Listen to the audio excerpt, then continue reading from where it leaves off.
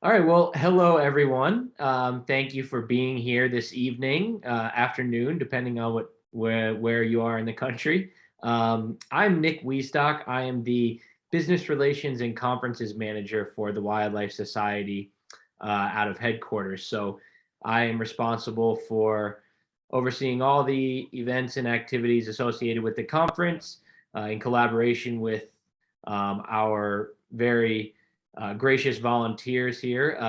Reese and Mags head up our Quiz Bowl planning team. Reese has been on for how many years now, Reese? Quite a while. This will be 7, I think. 7 years now. So My first Quiz Bowl was 2001, which is all before right. people were probably even born. All right. Well, I just wanted to give a special thanks to Reese, Mags, and the rest of the committee and the volunteers for all the work. I know Quiz Bowl is definitely one of the more involved activities, planning activities that we have associated with the conference. I know they put in a lot of hours. So we're very grateful to them.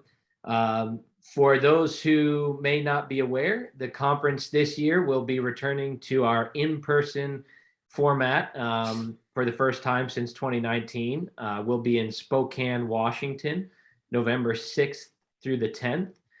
The majority of the conference events and activities will take place at the Spokane Convention Center. We will also have two host hotels, the Davenport Grand Hotel and the Doubletree by Hilton. Both of those hotels will be connected to the convention center, so it'll be a good opportunity for everyone to be able to be in close, close distance to everything again this year. And we're really looking forward to it. Planning is well underway. We are glad, like I said, we're glad to have you all here. Thank you for your interest, and hope to see you all in Spokane. So with that, and if anyone has any questions, feel free to reach out to me. I'll go ahead and put my email address in the chat. But with that, I will turn it over to Reese and Max. Okay, so just give me a thumbs up. Well, Mags and Nick, since I see you on my screen, you can see my screen now, I assume, right? Yes. Okay, good. Good evening, everyone, or good afternoon, good evening, wherever you may be. My name is Reese. We're going to be talking about Quiz Bowl because we're very excited about the fact that after 2 years of strange meetings, we're back to in-person in Spokane, and it's a beautiful facility, and we've got a nice little theater where we're going to be doing this, and we're going to have some fun, and we're going to entertain some undergraduate students with Quiz Bowl. We have a lot of fun doing this. As I mentioned, I've been doing Quiz Bowl on and off since 2001, but since 2015, we've been doing it with a dedicated team. So that would be me, Reese. I'm the outgoing chair of the Quiz Bowl subcommittee, and my good friend Mags Rudy and her recently passed away dog is shown in the picture. Mags is the incoming chair. I don't think I'm ever going to be leaving Quiz Bowl because it's just so much fun. But I do want to, I did put at the bottom that we're disclosing that this session is being recorded for later viewing. Reese, should we say what our affiliations are outside Sure. of TWS? Sure. My name is Reese. I'm in the Western section. I'm TWS. I'm a TWS fellow. I'm past president of the Western section. I'm involved with the California Central Coast chapter, and I am a proud graduate of Humboldt State University. All right. I'm Mags. I meant like where, like your day job, but Oh, okay. I work for Fish and Wildlife Service. I'm in Minnesota, and I'm in the Minnesota chapter in the central section. I went to Willamette University in Oregon, and I did my master's at University of Arizona. Okay. And I work for the United States Department of Defense, actually now part of the Space Force at Vandenberg Air Force Base in Central California. I'm a wildlife biologist, and let's go on. So for the next 10 or so slides, Mags is going to take over, and I will be doing the advancing. All right. So hopefully you all have heard of Quiz Bowl, but basically it's a competitive trivia night, strictly undergraduates. Let's see, we can advance. So first we're going to go over, there's two types of questions. There's toss-up questions and bonus questions. So you'll have a team of 4 team members and you can have an alternate. The toss-up questions are answered by one player and there's no discussion allowed between the teammates. Usually the toss-ups are worth 10 points and they usually only have one answer, but sometimes we may say, name any one of the 3. So we'll read the question and then you have to be recognized before you blurt out the answer. You can buzz in before we're done completing the question, but if you get it wrong, there's a 5-point penalty. Once you've been recognized by the moderator, you have 10 seconds to provide the entire answer. So no talking between the members. Whoever buzzes in has to answer. And the toss-up questions aren't projected on the screen until we've read the entire question. And we try to not ask very many binary questions like, true, false, yes, no, male, female, things like that. All right, so you get the correct answer and that's awesome. And now your team gets to do a bonus question. And the bonus question, you're not competing against the other team. However, if you get an incorrect question, if you answer incorrectly, the question will be reread if needed, and then the opposing team will have 5 seconds to buzz in, be recognized, and provide an answer. Give me one. Can you go back for 1 second? All right. Yeah, give me 1 second, Reese. You bet. I'll just stress while Bags is away that being recognized is important. The moderator will recognize you after you buzz in and say something like Purdue #2, or maybe they'll say green 3, depending upon the color of your buzzer light. That's because we need to know who the right person to answer the question is. And it is always painful for us too if someone buzzes in and immediately says the question or says the answer correctly, and we have to say, nope, sorry. Hey, opposing team, would you like to answer now? So go ahead. All right, I'm back. There were loud children. Okay, right. So we said, if you interrupt the moderator and get the question wrong, you get -5. But if you interrupt and get the question correct, then there's no penalty. All right, and Reese, while I'm chatting, if you want to kind of check the chat, there's some folks talking in the chat, which is cool. But so maybe you and I can switch off, like when I'm talking, you moderate the chat, and vice versa. All right, so you get the question, your team gets the question right, and then you have a bonus question. And this is just for the team that got that question right. You don't have to compete with the other team for it. These are typically a 4-part question, like, name any 4 of the 7 extant species of skunks. You get 5 points for each correct answer, up to 20 points possible. So everyone on the team can chat with each other and write stuff down, but only the team captain can answer. There's no penalty for incorrect answers, so you might as well just guess. And usually you can answer in any order, unless otherwise specified. If you want to advance. Okay, so we try to make the bonus questions fun. We try to coordinate with a local university to get study specimens, so skulls, bones, wings, feathers, study skins, devices such as wildlife traps, anything you might use in the field. Sometimes we have photos. Some will be entirely text-based. We try to have live critters. Sometimes we're prohibited by what we can bring in, or I think we've tried birds, but it was a little too stressful for them. So we tend to go with herps because they're much more chill in front of large audiences. All right, so after the moderator reads the bonus question, you have 30 seconds to provide your answers, and we encourage you to talk among yourselves. So if you give an answer, the moderator can say, I need you to be more specific. Maybe you've kind of given part of the answer, but not quite what we want. If the pronunciation is unclear, we may ask you to spell it, and only correctly spelled answers are considered correct. Once a question is read completely, it will not be repeated. The only time we repeat a question is if the first team interrupts and it doesn't get read completely. That said, the question will be projected. Yes. Also nice. Okay, I'm going to take over for several slides now.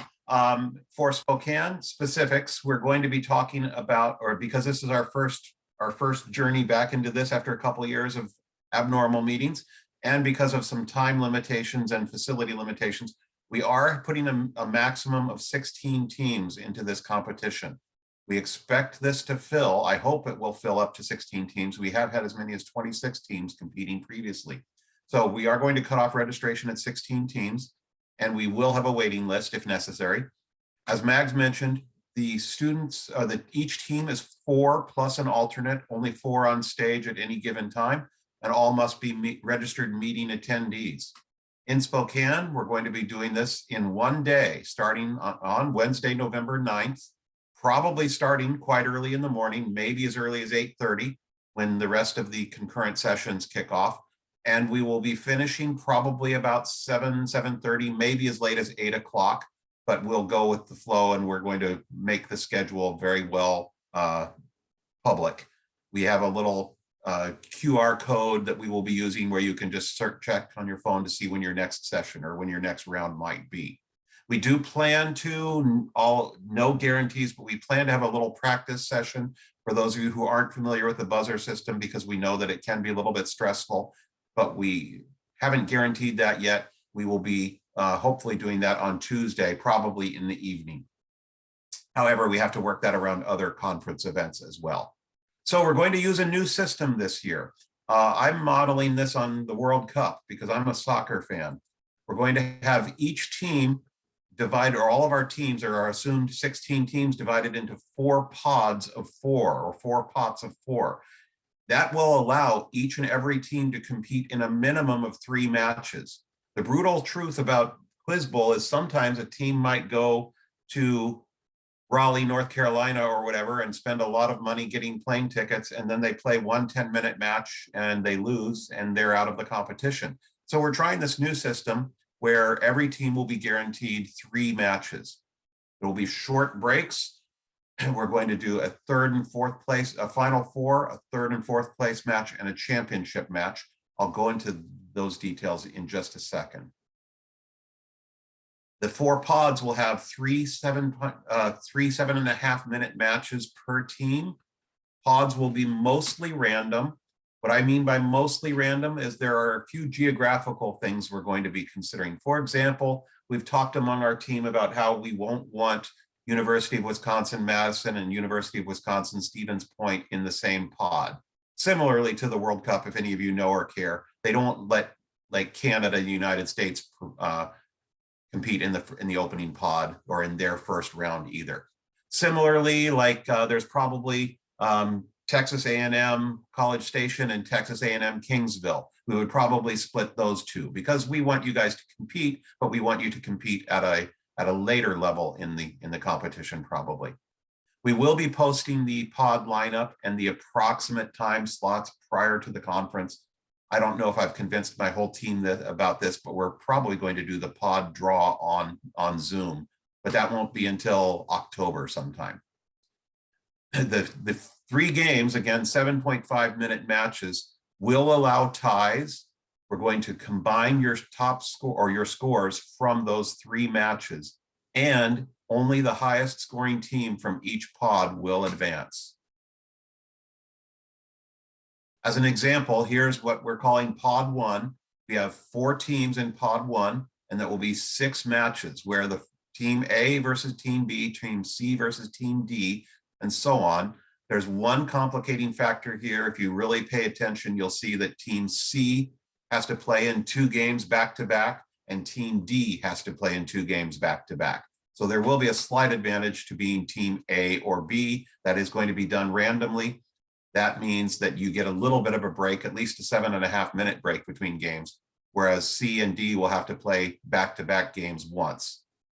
Again, 3 teams from each pod will be eliminated after the first round, but you are guaranteed 3 games or 3 matches.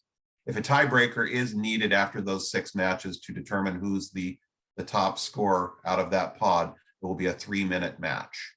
We repeat this for pods 2, 3, and 4. And for example, pod 1, after we've done those 6 matches, say we start them at 8 o'clock in the morning, we'll be finished by about 9:15. Then the students from that team can go on to the conference and go to contributed sessions and so on until at least 1 o'clock or 1:30 in the afternoon. Other pods, some of you will get to sleep in, some of you won't, and we'll keep the schedule very public. Then round 2 will be the semifinals or the final 4. I want to stress that it could be 2 10-minute matches where it's just a simple bracket, 1 versus 2, or A versus B, C versus D. But if we have the ability and the time and the technological capability of doing so, if we haven't had problems earlier in the day, we would like to do this as another round robin where it would be 6 7.5-minute matches instead of 2 10-minute matches. But we do reserve the right that if we're running late, if we've had technical issues, or if there's been a problem, say there's a fire drill at the conference center or something like that, we will have the ability to do 2 10-minute matches if necessary. Round 3 is the finals. There will be a 3rd, 4th place 10-minute match. 3rd place out of 16 is still a darn proud place to be. And then we have a championship, which is a 15-minute match, which will be the final match of the evening, with one possible exception. And that exception is what we sometimes do just for fun at the end. We put the winning students up against a team of their advisors. We also have something called Council Bowl, which will be thrown in, but that's primarily just for fun. And that usually is right before the 3rd, 4th place match. So we have a couple things we'd like to discuss with you about behavior and expectations. We expect team members to behave in a professional manner, be polite, refrain from name calling, tantrums, etc. We did previously say, shake hands with your opponents before the match. Maybe we're going to do fist bumps now. I'm not exactly sure. And then one thing that just came up in, I believe it was 2014, we had people in the audience who were behaving very inappropriately and making rude sounds toward opposing teams and things like that. So our only recourse there was, we said, if needed, we will expect teams to manage their supporters. Inappropriate behavior from supporters can result in a team being disqualified. That has never happened before. We absolutely do not want it to happen now. Challenges.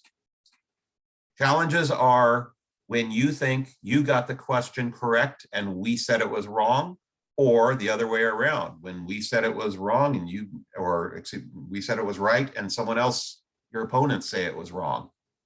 Challenges will stop the clock until we resolve the challenge. We will have a panel of 3 independent judges resolve any challenge. If you think that a challenge is necessary, it is something that you need to do. The judges will not be saying, hey, wait a minute, there's a problem. They will remain silent until a challenge is called. A challenge is done by buzzing in, by triggering your buzzer, and then the moderator will recognize you and you say, I'd like to challenge that answer. I believe that the correct answer is Mephitis, and he said Spilogale, for example, just to thrill Mags there. And you explain what you said was wrong and why it was wrong, or why you said it was correct. The judges will make the ruling. The judge's ruling is final. And I like to point out that challenges are not a psych out your opponent's strategy. They're something we don't expect to have very often, but every once in a while we do have a challenge that is granted because we got something wrong. It does happen. Subject matter. There was a question in the chat a few minutes ago, which we can answer in more detail in a few minutes, but this is part of it. Subject matter in Quiz Bowl. This is primarily for toss-ups because bonus questions tend to be more toward the taxonomy and management turf, but we do cover many different topics in Quiz Bowl. Biology, taxonomy, and ecology, you'll notice that is 30%. It includes birds, mammals, herps, plants, invertebrates, and fish.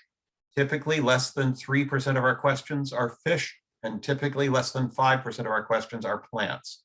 But the others, we have quite a few. So it can be maybe about somewhere in the neighborhood of 10% of questions are birds, mammals, are each are birds, mammals, and herps. Biology, biogeography,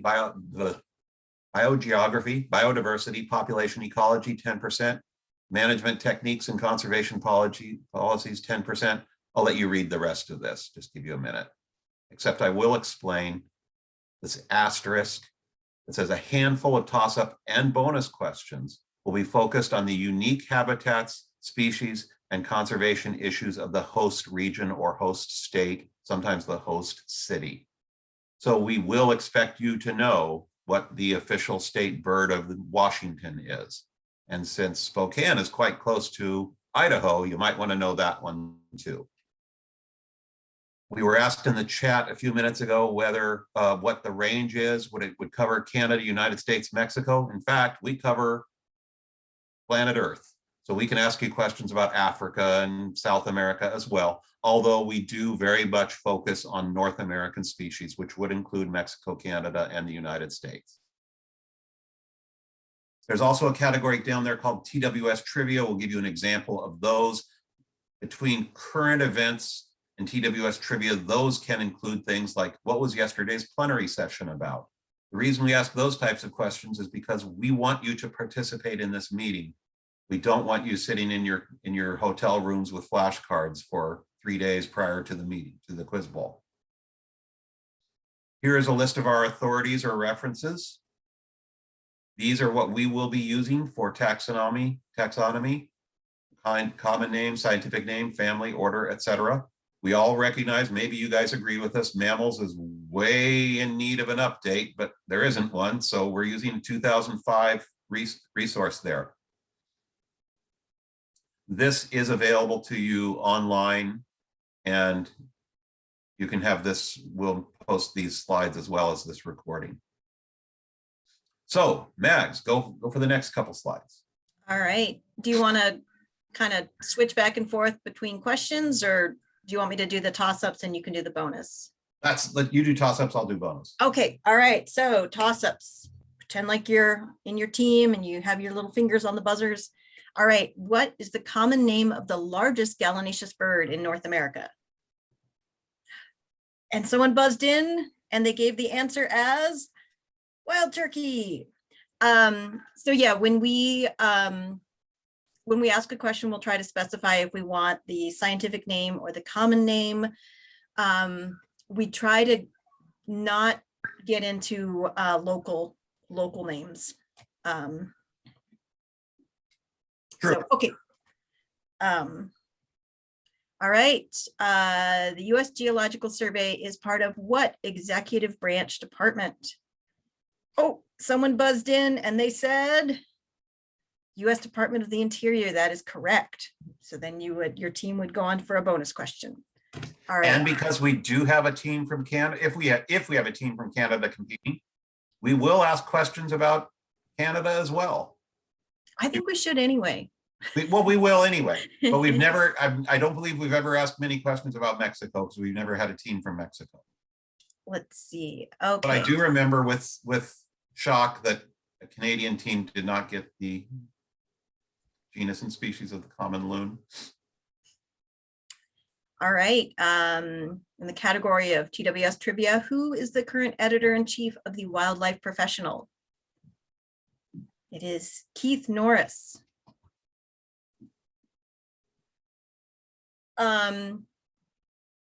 Yeah, this kind of goes with what we were talking about earlier, but wherever we are, whatever locality we're in, we try to incorporate some of the local flavor. When we were in Reno, we incorporated a lot of, things about gambling and cards and suits and queens and kings. Albuquerque, we incorporated hot air balloon festival. If we ever go to Louisville, we might do derby horses. So we try to not a bias, but we do try to incorporate some things from different areas. I think the next slide, you might have some more information on that. I do, but let me also clarify. Mag said in Reno, we were talking about gambling, and I'll stress what she meant was we had questions like Gamble's quail. We're not asking what what are the odds of winning at a casino table? They were always biological questions. Yes, thank you. And so we might say, we might pick animals that have king or queen or jack in the name, king snake, queen, queen butterfly, regal fritillary, things like that. So yes, they are always wildlife or, scientifically based. So this was a question we had from Cleveland. So this animal was not named in honor of the first woman inducted into the Rock and Roll Hall of Fame, but please identify it anyway, the common name. And that is the Franklin's gull, named after Rear Admiral Sir John Franklin, not Aretha Franklin.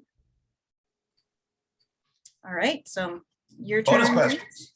Bonus questions typically have 4 answers. Not always. Every once in a while, there will say that the genus is worth 5 and the species is worth 5, or a specific epithet is worth 5.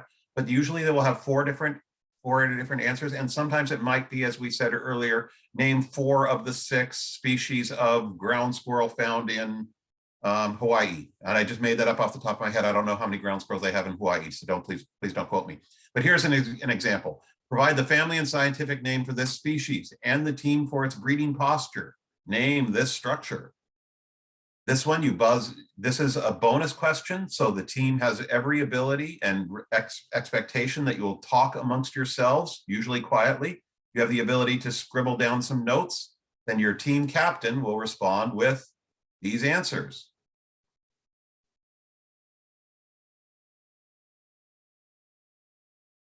Name these hawk traps.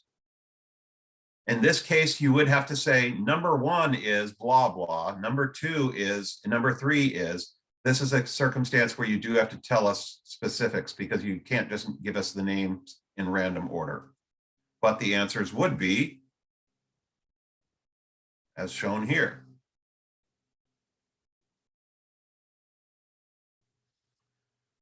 Provide the scientific name. How many eggs are laid per clutch? What are the 2 peptide subunits that together create venom type A? Some of you may know already, this is a bit of a tricky question, at least one part of it is. How many eggs are laid per clutch? The answer is none. This species is ovoviviparous. So we do have occasional tricky questions. I like to usually say that our 4-part bonus questions at least have 1 relatively easy part, 1 very difficult part, and 2 medium parts. At least that's one of our goals, and that's definitely what we'll aim for in the earlier rounds. So, in summary, this competition can be fun, but the competition can be fierce. We haven't done it in 2019. Let's make it work. Purdue was the winners in Reno. So let's see who takes the plaque and adds their name to the perpetual plaque. I'd like to open the floor to questions. We do have a little bit more at the very end that we want to go over, but if anyone has questions, you can unmute yourselves and ask a question, and we'll do our best to answer. And while people are psyching themselves up to ask the question, I can't remember when we started doing this, maybe in Reno, but we started doing an audio toss-up for the first question right. of each round, and those are really fun. Yeah. And Adam asked, can challenges be initiated based on mispronunciation to require spelling? Will any common name work? That's 2 different, okay, that's 2 questions. Let me answer the first one. We'll be a little bit recognizant that people say things in different ways from different parts of the country. We will try our best to require a clear pronunciation, and the moderator may ask, can you say that again? I would be hesitant to say that a challenge can be based on a mispronunciation. As an example that's coming to mind, a couple years ago, we had a student answer Procellariiformes, and the challenge was, well, it should be Procellariiformes, and we accepted the student's answer of Procellariiformes because we said, look, they're on stage, they have lights shining on them, there's a couple hundred people making noise. and someone who comes from South Carolina speaks in a different manner than someone who comes from California. So we accepted that. I'm not going to say we would never allow a challenge based on mispronunciation, but unless it's really way off, I think we would allow a student to that, and that would be up to the judges to decide. And then will any common name work, i.e. puma, cougar, mountain lion, puma concolor? Well, of course, puma concolor is not the common name. So in a case like that, I think we're most likely going to not ask for a common name of a species that we know has numerous common names. We would quite possibly ask for the scientific name, but most often we're not going to ask questions where we know there was a hognose and there's about 16 different common names for hognose. So we know that enough that we're not going to ask those types of questions very often. Does anyone else have questions? Oh, wait, we have more. Okay. Also common or Latin or both. It depends. We will let you know. So sometimes we just might ask for the specific epithet, or sometimes we might just ask for the genus. Especially in a case where, say, for example, it's hard to tell what genus or what species it is from the photo, but you definitely know what genus it is. And Andrew, your question about our 16 teams up to who signs up first. The answer to that is yes. We'll get to how to register for this event in just a minute.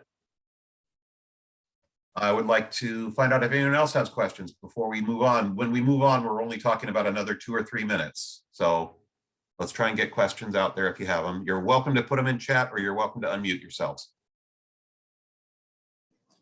For the bonus, if you miss one part of the question, do you miss the entire thing, or do you get like half points or something? Each question is typically worth, each of the 4 portions of the question is typically worth 5 points. So if you get them right, you get 5 points. If you get 3 of them right, you get 15. Okay. And Good Reese, question.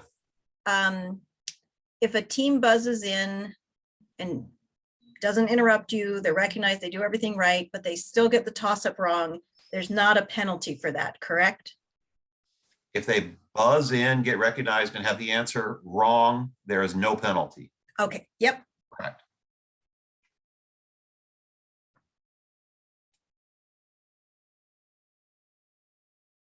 Okay, any other questions?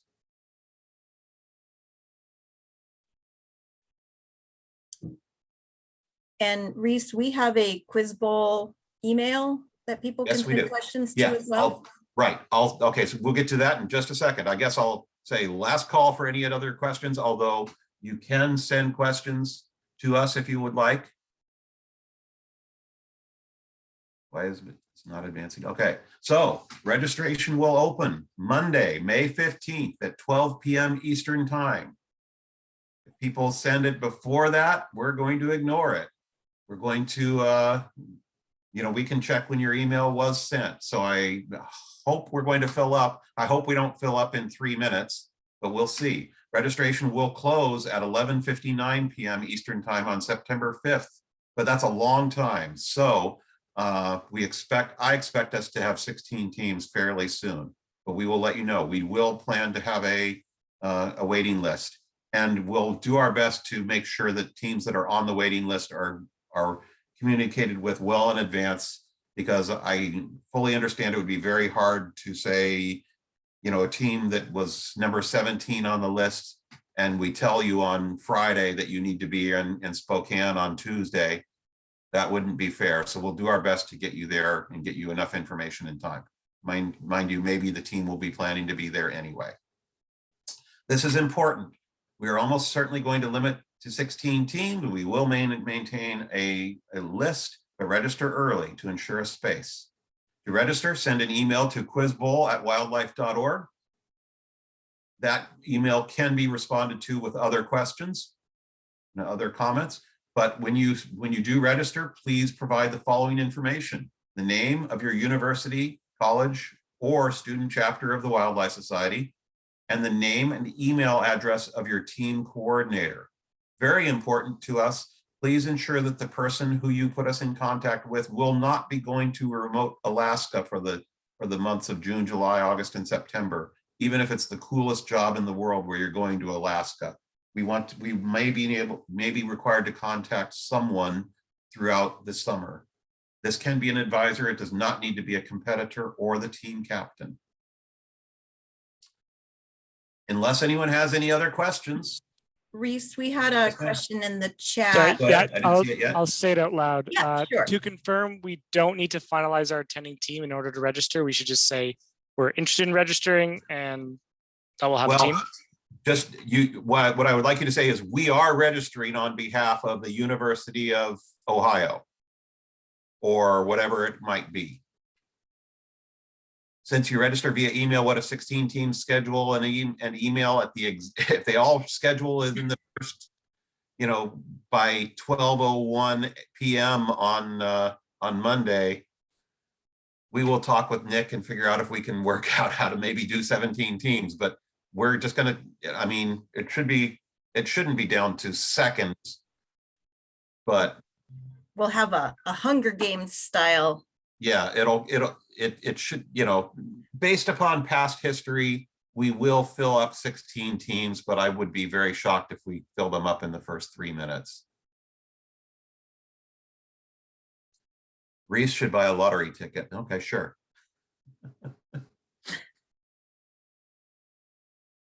Okay. We will be posting this presentation for additional viewing as needed, and Mags was going to save it as a PDF to make it available as PDF for sharing as well. That will be made available. There already is a rules document. It goes into a little more depth on the website. Nick, are you still around? If you can tell us where that is. I believe it's under Spokane Conference, but maybe you can navigate a little bit closer to it, or I think you can find it, or we can find it. I'm not sure if Nick is still on. Yeah, he Yep, is. I'm still here. Thank you. So where is the rules document? So the rules document is posted on the conference website, twsconference.org. There is a student activities tab with a sub tab for Quiz Bowl. Thank you. And I'll post that in the chat right now as well. Outstanding. Okay. I guess we can stay on for another 2 minutes or so and ask if there are any more questions. Otherwise, we'll stop the share. Yeah, thanks so much, everybody, for coming. This was nice to have a larger group. Yep, we have a lot of fun putting together Quiz Bowl. We think you will have fun. So can just any TWS student chapter join, or does it have to be due to conclave type stuff? Any current student chapter can join. You do not have to be a conclave. You do not have to be in the past, we have had only conclave winning teams go to the national meeting, but no, it's any current student chapter. And we love, what's it called when there's an unknown team that wins, like a dark Like horse? an underdog or a Cinderella story? Is it also called a dark horse? Probably. Okay, all right. Those are fun too.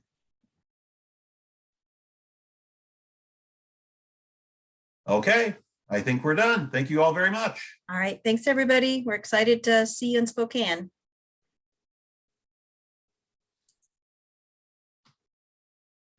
Okay, now it's just the three of us. Yep. And I have that PDF, so I'll email it to you all right now. Outstanding.